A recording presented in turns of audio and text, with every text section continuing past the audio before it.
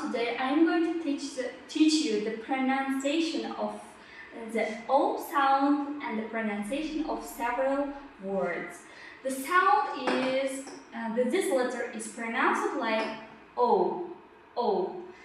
Alright, the first word is like that. It's not pronounced like open. It is pronounced like O. The first part takes stress. Yani birinchi qismi stress olar ekan. Open. Keyingi qismi shiva sound bo'lar ekan.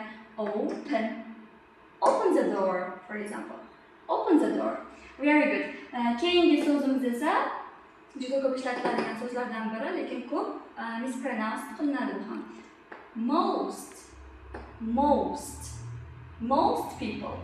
Most people are here. Okay? Most. Next word is phone. Here. This part, mana bu qismi, o'rta qismi, ya'ni unli tovushimiz O deb O'ga monand talaffuz qilar ekan. O'ga monand. Phone. Alright? Keyingi so'zimiz bu homework. Okay, keyingi so'zimiz birinchi qismiga O deb urg'u berasiz. Only.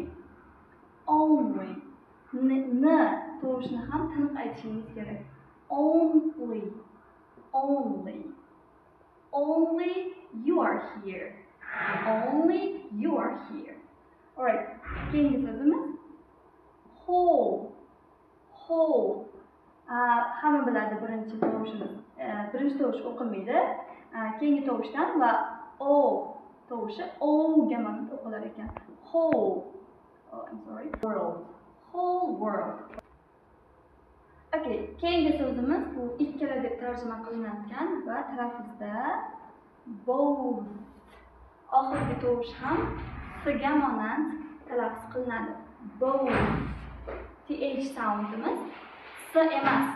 S, soqol S talaffuz qilinadi ekan. Ya'ni tilimizni tepa tishni orqasiga qo'yamiz.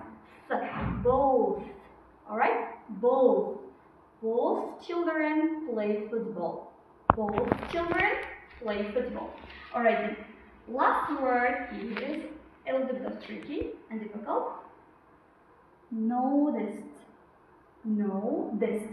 Urg'u berasiz. Birinchi qismga no. Keyin T tovushini D ga monand talaffuz qilasiz. Noticed. I have noticed something.